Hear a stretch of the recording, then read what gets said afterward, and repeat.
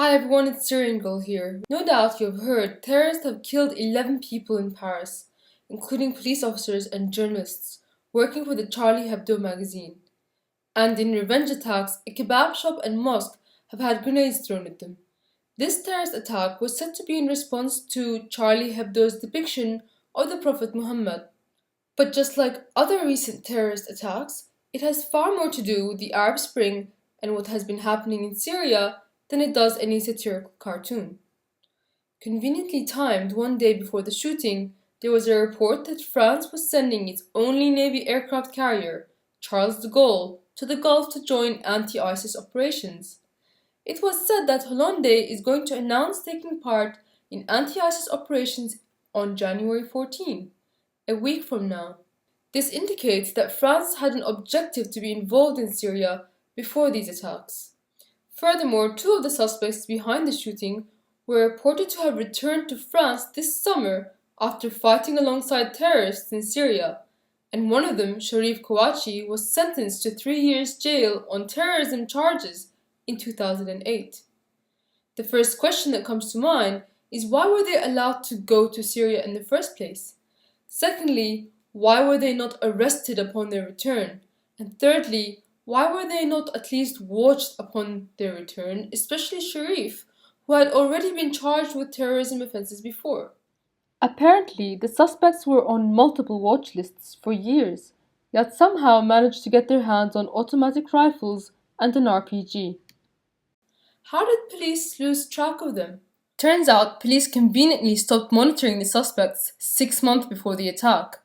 Furthermore, it is believed that the wife of one of the suspects was crossing the Turkish border into Syria within a day of the shooting.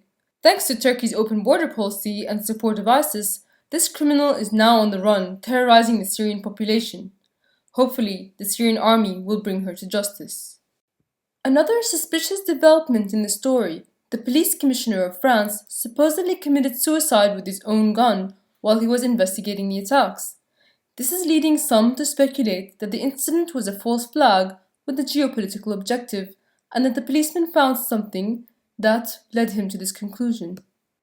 Video footage of the shooting indicated the gunmen had military training. This could be seen by the way in which they held their weapons, and from the way they shot the policeman without hesitation, even though he had his hands up. That level of callousness requires experience. Watch how as one gunman turns his back on one direction, the other points his gun in that direction, making sure all sides are covered. These men were able to shoot 3 trained and armed police officers that were there to protect Charlie Hebdo. It seems this wasn't just some extremist spontaneously angered by a cartoon, but a well-planned military operation. But at the same time as acknowledging the level of training and planning it took to complete this operation, we are told that one of the suspects left his identity card in the getaway car. This was the way the police identified the suspects. But why bring your ID card to a massacre? One point raised is that the gunman may have left it on purpose, wanting to be known. But then, why did they bother to cover their faces? The third suspect in the attacks turned himself into police and said that he had an alibi. It's unlikely the other 2 gunmen will emerge alive, however. Wahhabi terrorists want to be martyrs, and dead men tell no secrets. Interestingly, the suspects were dope-smoking wannabe rappers before they were radicalized. If indeed the gunmen had returned from Syria as reported, this would account for the military training. The US has been training insurgents in Syria for some time, and Rear Admiral Kirby has announced a plan to train a further 15,000 insurgents in Syria on Tuesday. Many of the insurgents that were trained later defected to ISIS and other al-Qaeda factions like Jabhat al-Nusra.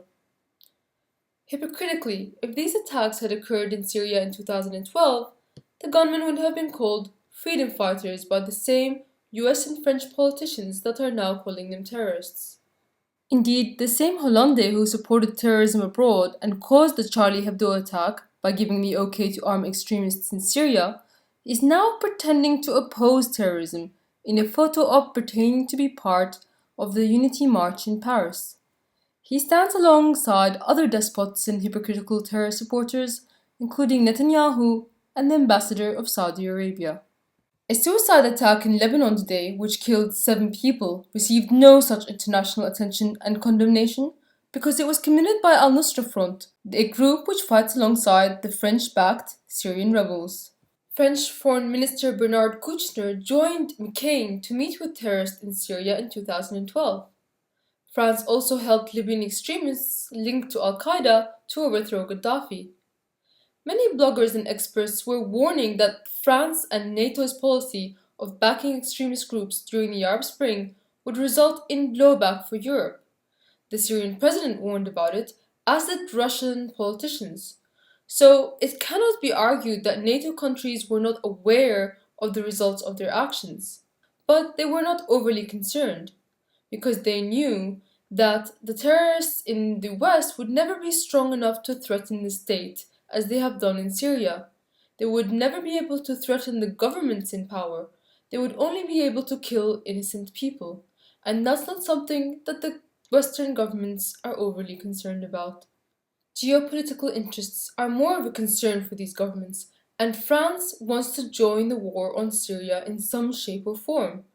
It's arguable whether they even need an excuse to do so, but they will claim that they are going to attack Syria to fight ISIS, rather than their previous objective of overthrowing the Syrian government. But if they were serious about fighting ISIS, they would be pressuring their NATO ally Turkey to stop allowing ISIS to go through the Turkish border and flood into Syria. As for those predictably filled with anti Islam rage, they are useful idiots, totally oblivious to the fact that it's their governments that are truly to blame. Remember that one of the police officers killed in the attack was a Muslim, and that it is Muslims that are on the front lines of Syria and Iraq fighting the terrorists and facing the full brunt of them. Muslims are all collectively blamed for not condemning the terrorists. Meanwhile, the French government not only didn't condemn the terrorists in Syria, but supported them.